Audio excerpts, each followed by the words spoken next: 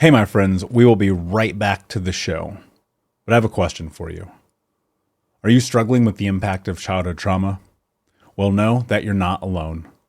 I'm here to let you know that I'm starting a brand new weekly coaching group that includes a year of live coaching, accountability, support, habit and goal setting, and more. I'm starting a waitlist for the group right now, and I'm only taking a handful of people. And I'll let you know that through this personalized coaching, we'll work together to help you understand how your childhood trauma has shaped your beliefs, behaviors, emotions, and will help you create a roadmap for healing and growth. Right now, you can schedule an absolutely free coaching session with me and get put on the wait list if you go to thinkunbroken.com. My friends, it's your time to turn your trauma into triumph, breakdowns into breakthroughs, and become the hero of your own story. And I'm here to support you in doing that. Just go to thinkunbroken.com to register for a free coaching call with me and to get put on the wait list for the brand new weekly coaching program. You're listening to the Think Unbroken podcast, and I'm your host, Michael Unbroken. I'm an author, speaker, coach, and advocate for adult survivors of childhood trauma and abuse. In this podcast, you will learn how to transform your trauma into triumph, turn breakdowns into breakthroughs, and go from victim to being the hero of your own story. You can learn more at thinkunbrokenpodcast.com, and of course, check us out on Apple Podcasts and Spotify at Think Unbroken Podcast. Happy is an interesting word because I think it's one of those words that people leverage all the time without really understanding. And this has been my experience, that happiness is just like, I can be happy 36 times in one day, and I can be in a bad mood 112 times in one day. Yeah. And I think people look at their life and they go, man, my life isn't that good because I'm not happy all the time. And I'm like, bro, nobody's ever happy all the time. I mean, you look at some people, and I do believe you control your state. I do believe you control your emotions. I do believe that but like, you cannot go through these traumatic experiences and be like, I'm happy about it. Like, that's just nonsense. No, right? It's not possible. And it's so funny because so many people think life coaching is about making people happy all the time. No, I talk about building your emotional strength. That doesn't mean never get mad. It means when you're getting mad, respond instead of react, right? Because I was a reactor. I reacted every time I got mad, to the point that I was like a nuclear reactor. I was leaving fallout all over the place, right? And then I'd have to go back and apologize. And usually my apologies were like those, I'm sorry I did that, but this was going on, that was going on, you pushed my button. That's not an apology. I coach around understanding what anger is about, what sadness is about, and work through them. Don't ignore them, because that's not going to help. Don't react, because that doesn't help either. Find that balance. Coaching, if the right coaching, is about understanding all of your emotions and working through them. Yeah. And I think having the one of the things that I discovered about myself that has helped me tremendously, which people pointed to a lot that I just ignored, was that I was always reacting to things. And then when I would blow up, because it's so funny. I look back, take me back 12 years, 15, 20 years ago, man, I was just a completely different person, completely different values, completely different identity. And the most small, minuscule thing would make me want to burn your house down. Right. And then there would come to pass this moment where I'd be like, oh, wait a second, dude, that was actually really stupid. That thing you said, that thing you did, the way you behaved, the way that you acted. But I would always, my apologies then were very much like, I'm sorry you're hurt about it. I'm sorry you're upset about it. And I realized, like, that's what I was taught. I was taught that it's other people's fault. I was taught that it's always on them. It's not on you. And, blame the world, the government, the president, the school. And then I was like, wait a second. No, dude, this is your fault. Your relationship sucks. It's on you. Right. Your finances suck. It's on you. Your body's not in great health. It's on you. And that's hard, man. And I'm wondering, when you have to face that in yourself, what's that journey like for you, even today? Well, today, because I've conditioned myself, and literally I was like Pavlov dog when I went through this. I conditioned, I taught myself to change the way. And thank God I can say I'm now happily married to someone else for 5 years. And when she hears stories about the old me, she's like, who was that guy? And like, you're never going to meet him. He's dead. All right. But so what happens now is, do I never get mad or freak out? No, of course not. There are times that it happens. But instead of it being 95% of the time, it's more like 5% of the time. And in the other 95%, when something comes up, I take a deep breath. I say, is this affecting me personally? Am I taking it personally? Or is it something going on with them that they're projecting onto me? And, it's unbelievable how I used to react. And now people look at me like, okay, what's your answer? I go, well, I got to think it through. They want a snap answer. And that, because they want you, I recently had something where a guy came to me and they were arguing with me. And I just kept calm. Eventually, he came down to my level and spoke calmly because I didn't jump up to his level of getting elevated in the conversation. And I looked back and I was like, wow, that's crazy. I got to do that more. It's funny to me how it's easy to be explosive, right? And people really justify it. I put this rule in my life probably 6 years ago. Yeah, it's probably about 6 years ago. And I put this rule in my life and I said, no one's ever allowed to yell at me under any circumstances. Wow. And in reciprocation, I do not yell at people. Like it's hard, fast. It's a no. The first time I'll be like, yo, we got to talk about this. Not okay. The second time I'm like out. Because I realized like we communicate in the same styles that we're taught, that we are exposed to as children, that we grow up in. I mean, even our teachers yell at us. And I know I come from this age in which the teachers could still hit you. That's right. And I'm like, wait a second, that doesn't benefit anybody. So if you're spending your life thinking violence and verbal outbursts and that is the way you communicate, like that's a weird way to look at the world, because when you look at it now, like to me, the idea of yelling at someone is so asinine because that means you have no idea how to control yourself. Exactly. And you talked about coaching and anger. And I love this topic because, man, I can't tell you how many times people have like, you're angry all the time. And I'm like, I know, I hate the world. And I'm like, wait a second, maybe it isn't that. I heard this quote. I wish I could remember who said this because it was one of the most beautiful things I've probably ever heard in my life. They said, you have no idea how much violence I had to experience to find this much peace. And I remember sitting and thinking like, it just hit me so hard.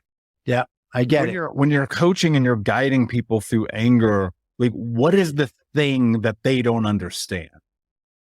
Well, one of the things is they don't understand is what you think of me is none of my business. Right? It's like, I don't care what other people are thinking. Don't tell me what you're thinking of me, because that means you're trying to get a reaction out of me. And most of the time people will react to it. And the people that are doing it, they're going to rationalize that it's okay. You talked about justify before. It's the same thing. I took the word rationalize and now I look at it and I rationalized all my life that everything I was doing was for the greater good, or that I was for this reason or that reason. And I broke it down, and you have my cards in front of you. One of them talks about the word rationalize, that I took it in, I broke it into two words, rational lies. And that's how I look at it. It's rational to tell yourself that goes against you, against what you believe, because you want to please somebody else, or you want to, it's your ego talking or whatever, but it's a lie. So it's rational that you're saying this lie to yourself so that you can get through whatever it is that you want to get through. What part of it is the lie though? Well, for example, I'll make it on a simple level. You decide you want to start exercising almost every day. And then you wake up one day and go, I'm too tired today. I don't really feel like exercising. So are you giving up on yourself and saying, I'm going to let myself do that? Or are you saying, really, I do need to get up, and I know if I'm 10 minutes into it, I'll start enjoying the exercise. So are you telling yourself a rational lie on a simple level of saying, I don't want to exercise today? Just admit it. Say, I don't want to exercise. Don't say, I'm too tired. Yeah. Literally just today, I posted, stop lying to yourself. There you go. Because there's always something, and it's like, and someone commented, they were like, why should I do that? And I said, do you want to be successful and love yourself? Because if you're lying to yourself, you're not, I don't know how you get there.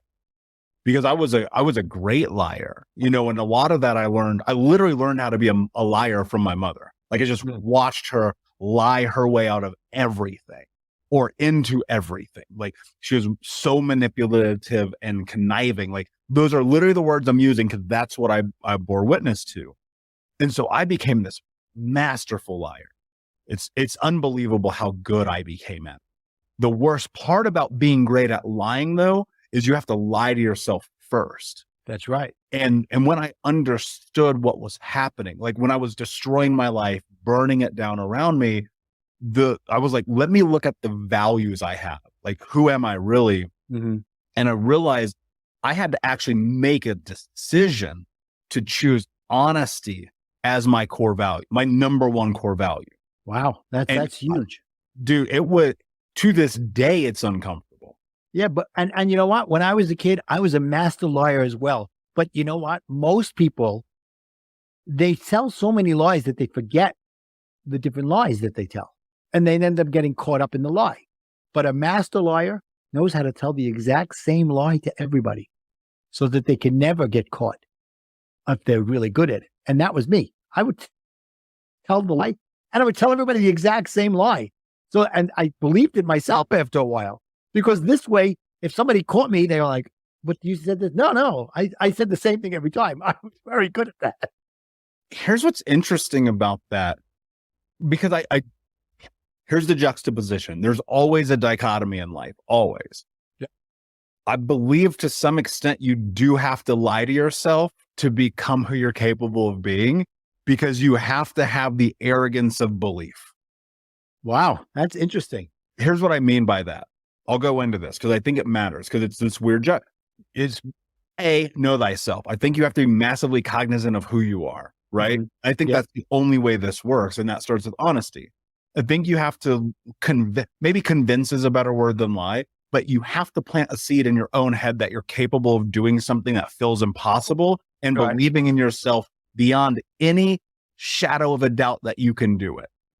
All right, I get what you're saying, but I don't know if the word lie is the right one. Yeah, and maybe it's not the right word, but to me, it's like you have to trick yourself into believing. Trick yourself. Trick yourself. That's what it is. It's like, like hypnotize yourself to do it. Trick yourself. Say, I can't do this. Every time you say I can't, you're telling the truth to yourself. And every time you say I can, you're telling the truth to yourself. That was one of the things I go over. How often I used to say I can't. And when I'm talking with clients, I tell them, the more you say I can't, the more you'll get nowhere in life because you're convincing yourself that the world is crap and I can't do anything about it and I can't do anything about myself. Yeah. Just change it to how can I and figure it out. Oh, I can't afford that car. Okay. How can I afford it? What can I do? And what am I willing to get out of my own comfort zone to get what I want? Yeah. That's the difference. Pushing yourself out of your comfort zone. What can they do to not only be prepared, but hopefully to mitigate some of the stress that comes along with having to be prepared for something they should never have to be prepared for to begin with? Very hard, Michael, because I found out through other podcasts and talking to teachers, and I've got questions from teachers saying, look, we agree with you. We wish we could do this kind of drilling and kind of training, but we don't have the backup of our administration. They will not allow us to do that. We have a certain set of rules that these are what we have to follow for our lockdowns or active shooters. And my answer would be, look, you actually talk to the parents, because as you know, parents push by hopefully starting to push school policy and getting in front of these school boards and saying, look, we want our kids to be safe.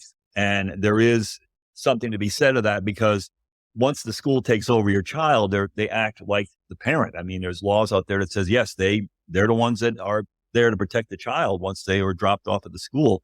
So from the teacher perspective, yeah, go ahead, read the book, read up what you can about keeping yourself safe. And that's what I mentioned most of anything. Most teachers, all teachers, not most teachers, all teachers want to keep their students safe. And I concentrate a bit on elementary schools because obviously they're the most vulnerable. When you get to middle and high schools, they're a little more mature. They can kind of think for themselves. And, if you need to, when they do this, I say run, hide, fight. I hate using that because it's a business term. It's not really made for schools, but they can use that option. Elementary school teachers and administrators and principals, they get emotional when they talk about their children and trying to protect these kids. So they're the ones that I actually wrote the book for, because Vivaldi was an elementary school. And the first thing you have to remember is keep yourself safe. You're not going to help anybody by first, you got to think about the kids.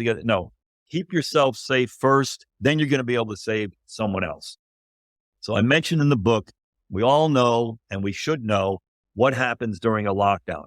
I ask that all classroom doors be locked during the school day.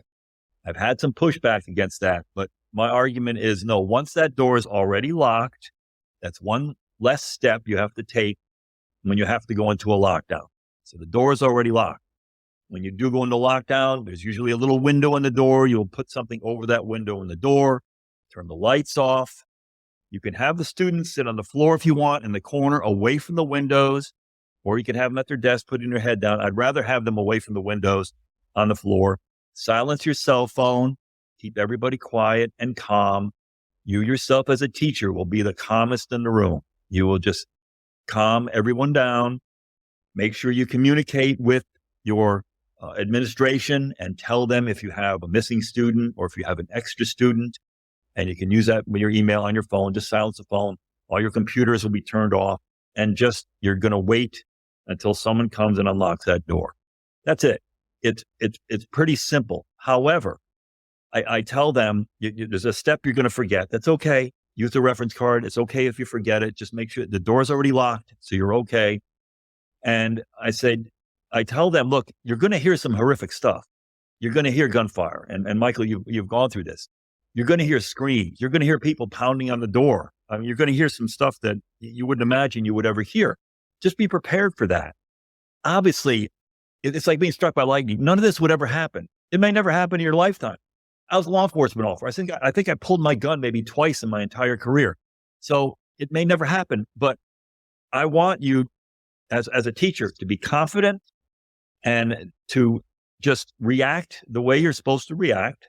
Just know what you need to do and go into another mode. You're going into protective mode. You're protecting yourself and you're protecting your students. And that's it. And when I ask again to drill as much as possible, it's very hard for schools now. A fire drill takes maybe 20 minutes at most. Even at a high school, it doesn't take very long. And fire drills you march out there, you wait, you march back in. It's not much to it. Lockdown drill is much, much different. I mean, we're talking 30, 45 minutes at most. I mean, it may go longer than that for larger schools, but it's a pain in the neck. You're cutting into teaching time, and you have to wait until they unlock the doors. Even after they unlock the doors, I still ask, wait until the entire school is unlocked, because what happens is a lot of times you'll unlock a door and you've got, maybe 30, 40 more doors to go on campus, and these kids will start running out into the hallways or whatever. I said, no, let's wait until everybody is on the same page and we can start teaching again. So it's a long process, but it's an important process. And I always say, especially in the book, I want you to react basically automatically, like with implicit memory, that as soon as something like that happens, something clicks and you go into a different mode. I know what to do. The door's already locked. I turn off the lights. I do this, and that's it. And that's why I ask for more drills. Very hard to do. We drill once a month here in Florida for fire drills. And as far as I know, it's still probably once a quarter for lockdown drills. But I think it should be the opposite. I mean, when's the last time we had a fire in a school, Michael? Hundreds of years ago, where anyone got injured. Most schools now that are built have to have sprinkler systems, and they have to have 3-hour doors and walls. And it's kind of crazy, but that's just the way the legislature works in most of these states. So I'd like to see more drilling and more training. So it just becomes almost a natural reaction for something like this. One of the things I'm wondering here as you're going through this is, I mean, that's a tremendous amount of pressure to be on someone who, like, really, like the teachers I know who are incredible human beings, they're like, I just want to help kids. Like, this is my passion. This is the thing. And it's like, now here's this other level of responsibility. And like what you said, like, I don't remember hearing about a school burning down ever. Like, I jogged my memory on this because I knew you were going to mention that. And I don't recall ever hearing that happening in my lifetime, right? So we're talking about 40 years, just about. But school shootings, there's probably been 40. And or I guarantee there's more. I'm just, using that as a reference point. And so what I'm wondering, looking at this and you having your background, your experience, I mean, obviously, to me, I go, if somebody from the freaking Secret Service is like, hey, you might want to try this, my brain goes, yeah, that seems like the logical thing. Obviously, you and I both know that when it comes to school, politics are the game. There is no logic. Let's call it what it is. So what do we need to do to make sure these teachers and students and faculty are like most prepared? Like, in the crux of it, like, what is happening in those first 5 minutes? First 5 minutes. What's happening is that shooter got into the building or is attempting to get into the building. I talk a little bit about in the book, the preventative measures. And again, Michael, we all know this. If someone is hell-bent on getting into that school and creating havoc and killing people, they're going to get in to do it. What we want to do is we want to have a layered effect to stop them and prevent them and slow them down from getting in. So you're going to have all your doors closed during the school day except for one entrance only. And where that one entrance is will be a lobby area that will be locked up. The only way that individual gets in is if they're buzzed in. That's the way it should be. And even if they crash through the doors or anything like that, you're still dealing with a system now. Once that happens, the alarm goes out, the police are on their way. Now, fortunately, not all schools, but most of them, I hope, have now special resource officers that are there, that he will be the first responder, he or she, to that incident to slow that shooter down again or stop him.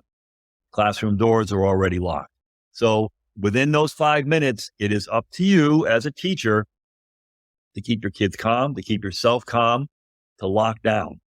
As far as I know, and I didn't do the research. There actually is a gentleman named Michael Dorn with Safe Havens International, one of the top places for active shooter and other school safety issues. They said that there was one incident where an individual broke through a locked door that came in and took the time to break through a locked door and killed someone. But since all these other shootings, it takes much too much time for them because these shooters, they're crazy, but they're not totally insane. They also have a clock ticking in their head. They know when the police are going to show up. So they're not going to take the time to try to break through a locked door or crash through a window. It just takes too much time. They're looking for easy victims. And it takes too much time. Anyway, back to the point of what you can do in those 5 minutes. Like I said, you go through your steps, knowing that there's help on the way. They're coming. It may seem like it's an hour before they get there. They're on their way. They're coming. They're going to help you. So just make sure you do not listen to any announcements. You don't listen to anyone saying it's okay to come out. You don't listen to anyone banging on the door saying, I'm the principal, let me in. Nothing. Until someone has the keys, which will be an administrator or a police officer, don't open that door. Now in Uvalde, they did open some windows that were in the classroom to get the kids out. That's a judgment call on something like that. If you, as a teacher, feel that it's a better way to get outside, away from the building, and you can do it safely, okay, I'm not going to sit here and say don't do it. If you feel that that's a better option, okay. We talk a little bit about options. What they did down here in Florida, which I disagreed with, is that they added another, there's enough pressure on teachers. I stress lockdown is the only way to go. You think of one thing, lockdown, and that's it. There's also what's called options-based training. And they will train you as a teacher to make the decision, do I want to lock down or do I want to try to get these kids out of here and what they call run, hide, fight. But, for elementary schools, you're fighting anybody, and even middle school. So they'll decide, they'll tell the teacher, or they'll make an announcement. There's a school shooter here. He's in the east wing of the building, blah, blah, blah.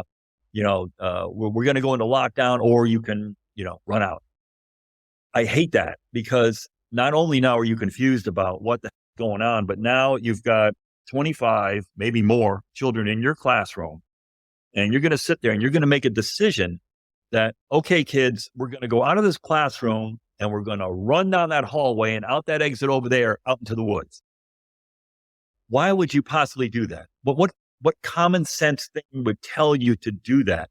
Even if I knew the shooter was somewhere else in the campus, I don't know if there's another shooter out there. There may be two. I have no idea. I'm not going to leave the safety of that classroom and go out into a hallway with 25 small children and try to gather them up. When you're hearing screaming, you're hearing shooting, you may see bodies, you may see all kinds of bad stuff. And now you're running. You're not going to walk. You are just in a panic to get out of that hallway and outside. And what's going to happen? More than likely, you're going to pile up at that exit door, and it's just going to jam up, and you're going to funnel yourself down there, and it just creates more chaos. I disagree with it. And especially on the elementary side, middle school, that's an iffy situation, maybe 50-50. High school, okay, maybe high school, but here's the but. Parkland, down in Marjorie Stoneman Douglas here in Florida, the high school, a big high school with many levels, and I will back up a little bit. At first, it was written that they had never done a active shooter lockdown drill. And that was put out to the press. And in fact, there's been a few books written about it. And I said, wait a minute. No, I remember them talking to a couple of teachers that were there. And they said, no, we just did a drill last month. And it's true. They had done an active shooter drill in that high school a month prior to this active shooter situation that came in. What happened was they were ready for it. They were ready to go into lockdown, but they had never trained for the fire drill to go off. And the fire drill went off, as far as I know, accidentally. When Cruz was shooting, the bullet hit something and the fire alarm went off. So now they're like, oh, now what do we do? So some of the teachers said, we have to evacuate. And they started to evacuate, and they got themselves in trouble, obviously, by getting shot up. Other teachers realized what was going on and went back into the class. We'll be right back to the show. But before we do, I want to tell you about today's sponsor, factormeals.com, where if you go to factormeals.com/unbroken50 and use the code unbroken50, you can get 50% off your first order. That's factormeals.com/unbroken50. If you're like me and you are a person who is busy trying to create a life, heal, work on their health, wealth, and relationships, and not to mention deal with the day-to-days of normal life, you do not have time to be going to the grocery store and trying to figure out what you're going to cook every single day of the week. In fact, one time I did the math and I realized I was spending over 15 hours a week at the grocery store and cooking. When I added Factor, I got to use that time for myself, for my family, for my friends, for my community, and for my business. And so if you're in the place where you need some more support in the kitchen, head to factormeals.com/unbroken50 and use the code unbroken50 to get 50% off. From the lockdown. And still other teachers thought, no, we're going to run. Well, what happened was when they heard the shooting, they ran what they thought was away from the shooting. It was an echo. They were running towards the shooter. So there was many mistakes made in that shooting instead of just staying in a lockdown. And of course, that was the first thing that was brought up when I still worked for the county. Like, hey, what happens when a fire alarm goes off? Look, if you don't smell smoke, if you just stick your head out in the hallway and go, okay, I don't smell any smoke. I'm hearing gunfire. We're locking down. It only takes you a few seconds. So again, don't listen to fire alarm. Don't listen to any announcements. Don't listen to anybody telling you it's okay to come out. Stay safe, stay in there until someone comes and gets you with the key. Things, Jeff. How do you actually change that subconscious thought to give you what you need to become who you're capable of being? Okay, so there it is. That's what I was reading that night and realized This is the formula. This is how you do it. You have to change the way you feel about any aspect of your life, because the way you feel about that aspect is the way it is and the way it's going to stay, because your subconscious mind is all about congruency, and it generates all of its beliefs based on your feelings. So it keeps your life congruent with your predominant feelings about any given thing. So if you're in a bad relationship, it's because you feel on a deep conscious level that that's what you deserve. That's what it's like. That's how it is. Nobody, even if other people have great relationships, you don't believe on a core level that you deserve one or that you can ever have one. Same with finances, same with a great career, same with someone who believes, hey, I make $48,000 a year and I've tried for 20 years to make, more than that. And maybe it's creeped up a little bit, but I'm not one of those guys that can go out and make $2 million a year. Yes, you are. You're just trapped by a subconscious belief. I'm going to throw out one other thing here that's a little strange. Your subconscious mind is connected to all wisdom, all knowledge. It is literally connected to God. But it respects and supports the role that you've decided to play. And you're telling your subconscious mind in the way you feel every minute of every day what that role is. And then it will just support it and make sure that your real physical life matches and is congruent with. Think of it as a stage manager, and you're dedicated to a certain role. Well, it's going to roll out all the trappings, all the furniture, the right car, the right people to support the role that you chose and you're dedicated to playing. But what if you learn that feelings is how you communicate with your subconscious mind, and you decide, hey, I'm sick of my role. I'm going to change drastically how I feel about money, about my health, my weight, my level of energy and excitement for life. I'm going to change all of that. And I'm going to do it by changing the way I feel. Well, you can't look to reality to do it, because if you look at your reality, oh my gosh, I have, very money in the bank. I got this stack of bills. You're right back to feeling crappy about your finances. And your subconscious mind is listening, and it's going to keep your life congruent with your crappy feelings about your finances. Same with a relationship.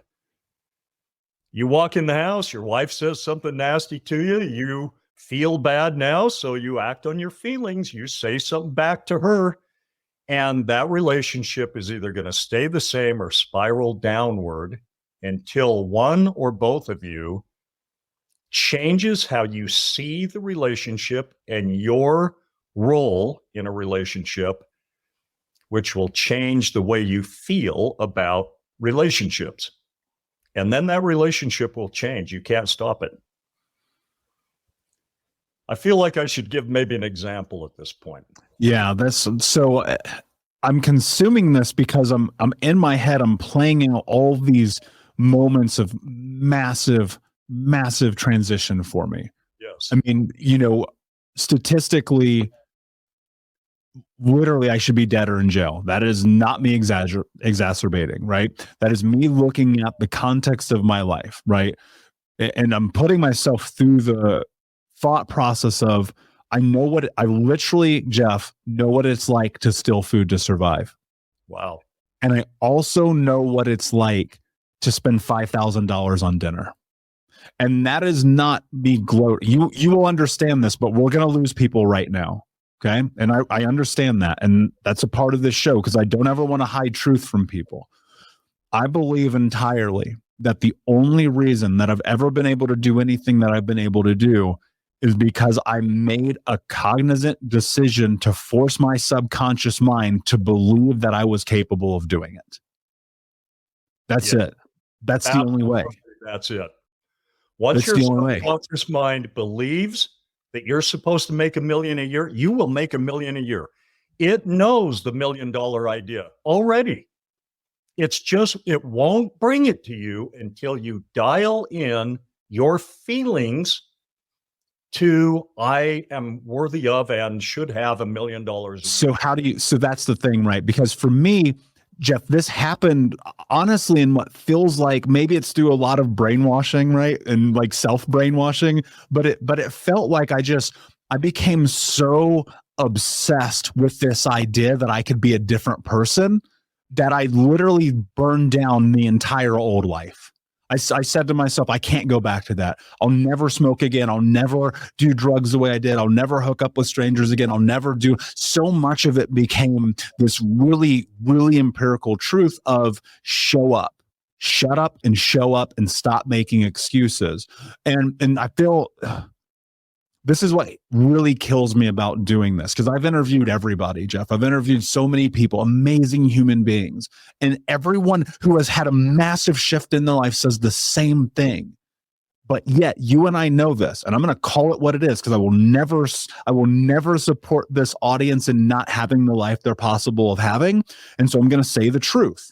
Most people listening to this are A, think we're full of shit, B, don't think it's for them, and C, already stopped listening. And so for those that are still here with us, what do they actually do? Give us something tactical right now that they need to do to be able to change the subconscious thought, to have the abundance and joy and love and hope and compassion, all the things that life can have for them. Okay. Learn to speak the language of the gods. You're already doing it. You're speaking to your subconscious mind in the language of feelings, and it's speaking back to you and keeping your life congruent in the language of feelings. That's the communication that's taking place all the time. So you could ask yourself right now, how do I feel about finances? How do I feel about my primary relationship or my health? However, when you ask that question, you immediately feel a certain way about your health, your finances, your relationship. And how you feel is what your subconscious mind believes to be true about you and that aspect of life. Now let's get to how you change it. Let's say there's 1 or 2 or 3 aspects that you're not happy with. In my case, the number 1 was finances, but then there were a whole bunch of others too. And I had to be honest with myself that the way I felt about finances was exactly the way my life was. Now, most people think, well, wait a minute. The reason you feel the way you do about your finances is because reality matches, your finances, and that you feel. It's exactly the other way around. Yes, it's true. Your reality is going to match the way you feel, but it starts with the way you feel. So in this second parchment, there is something about your superpower. This is how you change the way you speak to your internal genie. And this is your ability to imagine and pretend. This is how you've learned almost everything in life, and you were an absolute pro at doing this as a child. But you were taught, literally taught, and in fact, in some cases, scolded and punished if you didn't stop using your superpower by a certain age. You think about going to school and you're staring out the window and you're daydreaming about skiing or riding a horse, and whap, on your desk, there's the teacher's ruler. Jeff, get your head out of the clouds. What do you know? You got to quit living in a make-believe world and get with the program. All right, so you did, no problem. These are well-meaning people who need you to participate in their program, your parents, teachers. And so you quit dreaming the way you did as a kid. You quit make-believing. You quit using your ability to pretend. But I want you to think about something. If you're poor right now, let's say you've got very little money in the bank, you've got no cash in the house, you're behind on your rent, whatever it is. I want you to ask the question, what would it feel like to have $400,000 cash hidden somewhere in the house or in the yard or under the mattress? What would that feel like?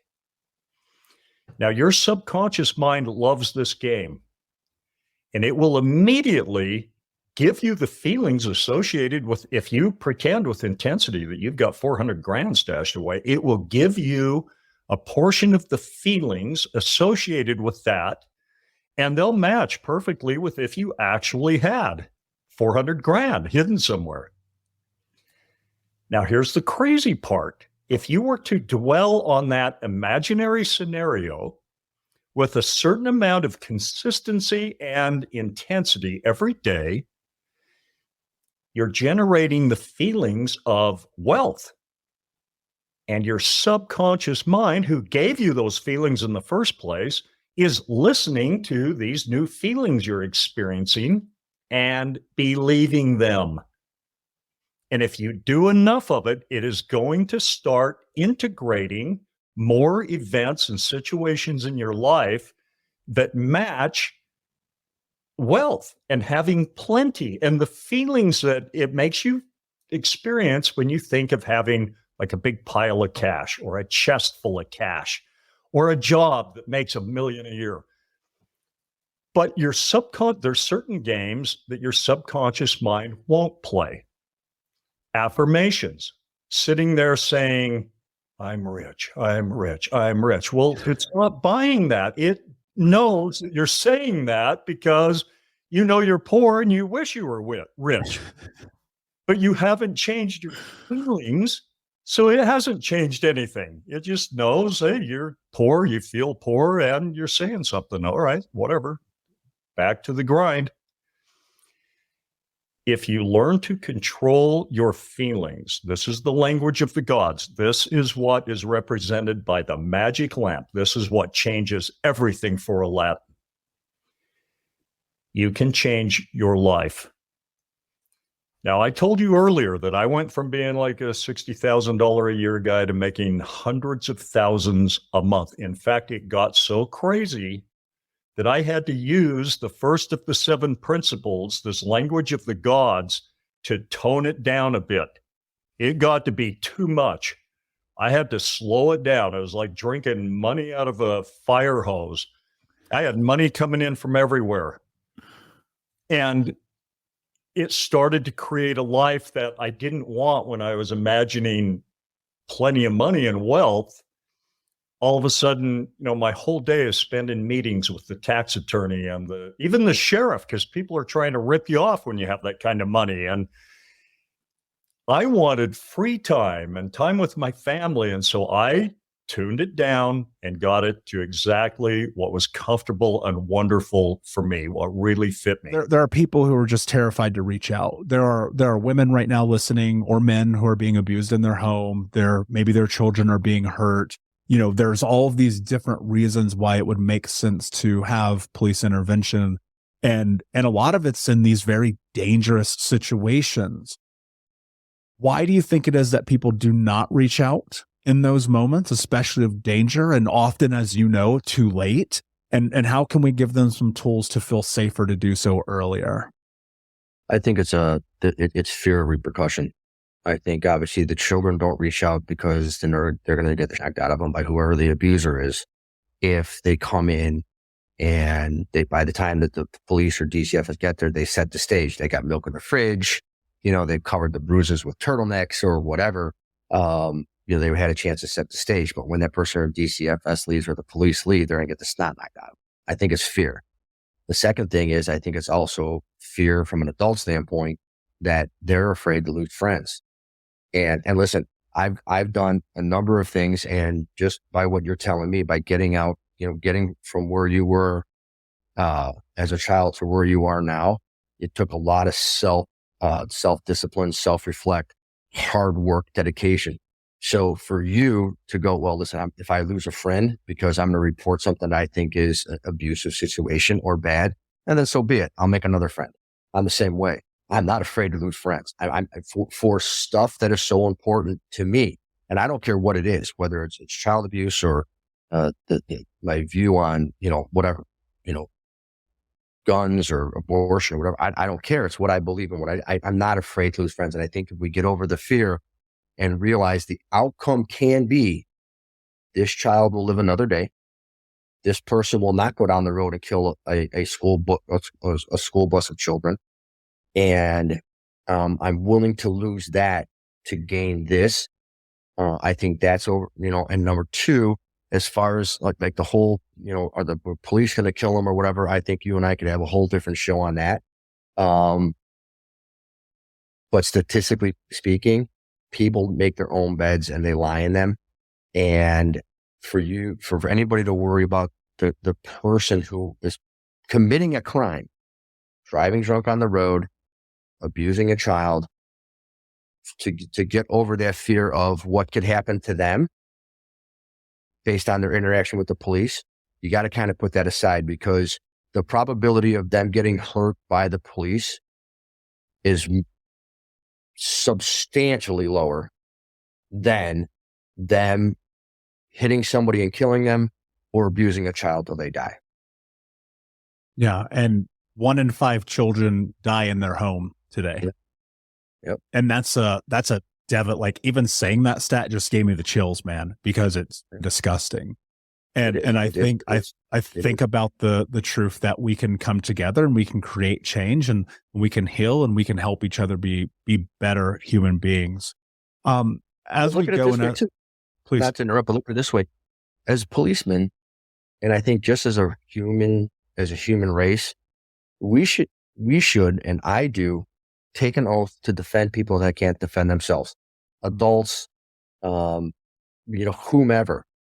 But ultimately, a child who is extremely defenseless, that can't even use words, that is so powerful inside me to make sure that they are defended and they are able to grow as best they can into the best pillars of society. It gives me a lot of motivation. What about that drives you? I think the thing that drives me the most is I just never did like bullies. And I don't care if, you're picking on somebody because they don't dress the same way, they can't defend themselves because they come from a poor family, a black family, Hispanic family. I've seen it all. Interracial marriages. Your shoes are too big. Your pants are too short. You don't have the same purse. I've seen it all. And for me, I just don't like bullies. I just don't. Because everybody is their own individual and should be able to live the way they want to live. That's what drives me. Yeah, I agree. Now, what was that because you experienced bullying as a child, or was it just you just felt like you wanted to stand up for people? I don't want to say bullying, because I really was never bullied because I was a bigger kid and I played football and stuff, but it was, I guess you could say it was a sense of bullying, but it was more of a mental thing because I didn't want to go to parties. I wanted to work. I wanted to work on my business. I wanted to go out and get 5 more houses to cut grass so I could charge $5 and pay guys $3 and make $2, or, I didn't want to go out and get drunk or whatever. I wanted to work on this and work on myself. And so it was more that I wanted to be me. I didn't want to be anybody else.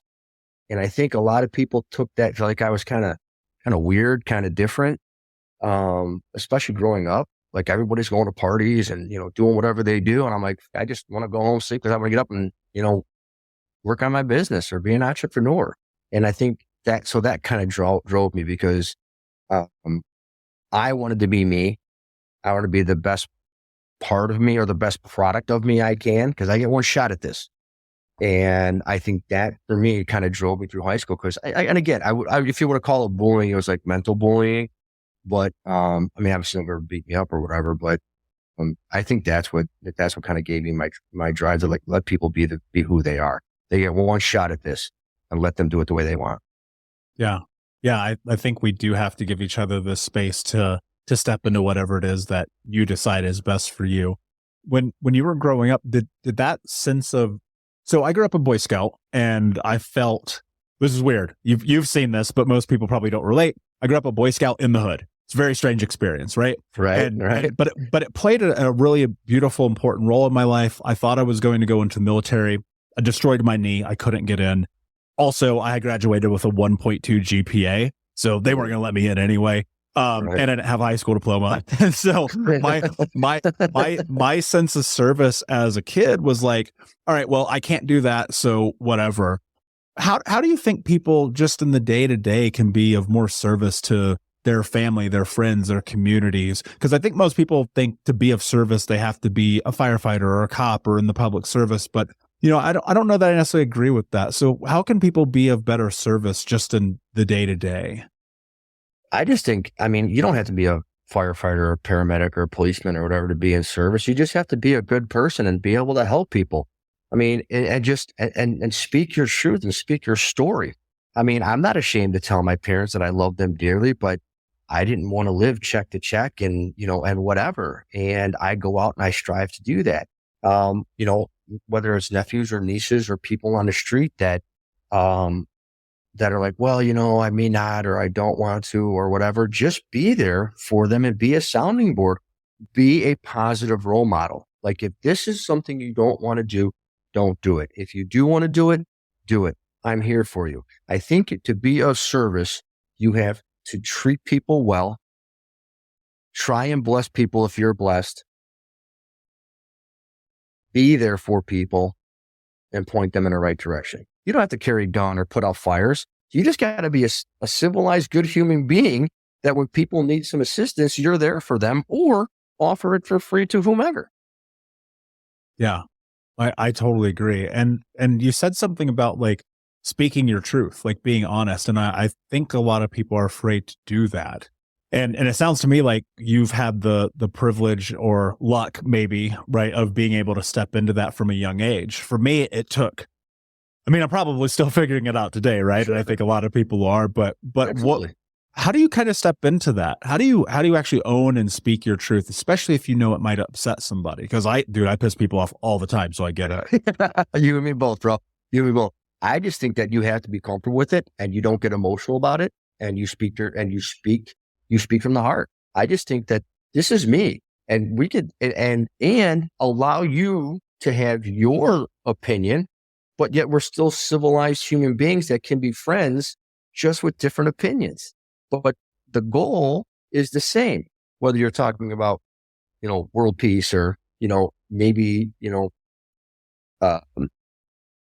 into the community and reducing crime in this community or reducing teen predator, whatever it is. Just because you have a different idea of it and I have a different idea of it, that doesn't mean we don't have the same goal in common.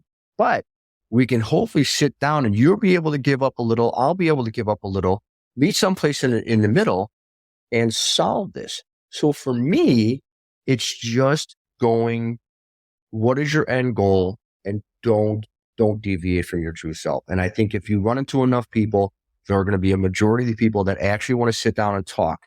But if you give them the avenue not to be afraid and not go, that's ridiculous, and go, okay, I hear what you're saying. I don't agree because of this.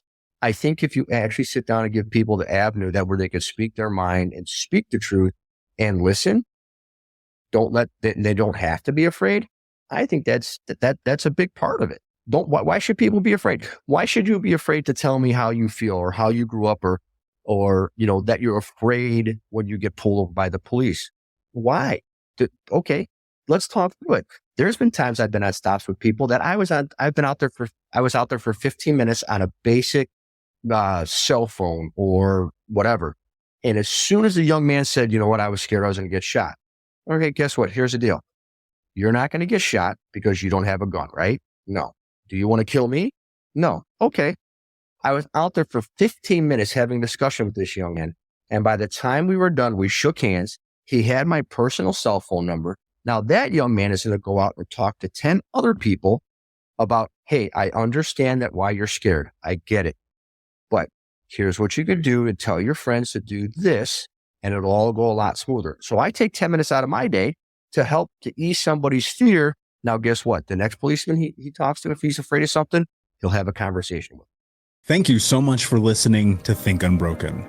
Please share this episode with someone who could use it and help us move forward in our mission of ending generational trauma in our lifetime. And if you would, please take 5 seconds to pop on iTunes or Spotify, hit that 5-star, leave a review, and you can also reach out to us on social at Michael Unbroken or at Think Unbroken.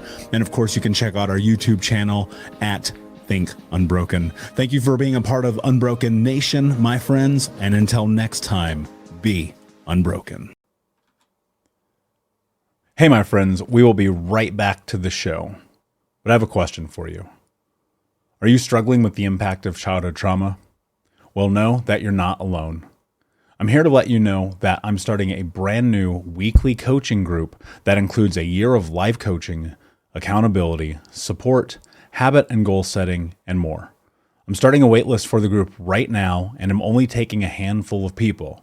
And I'll let you know that through this personalized coaching, we'll work together to help you understand how your childhood trauma has shaped your beliefs, behaviors, emotions, and will help you create a roadmap for healing and growth. Right now, you can schedule an absolutely free coaching session with me and get put on the wait list if you go to thinkunbroken.com. My friends, it's your time to turn your trauma into triumph, breakdowns into breakthroughs, and become the hero of your own story. And I'm here to support you in doing that. Just go to thinkunbroken.com to register for a free coaching call with me and to get put on the wait list for the brand new weekly coaching program.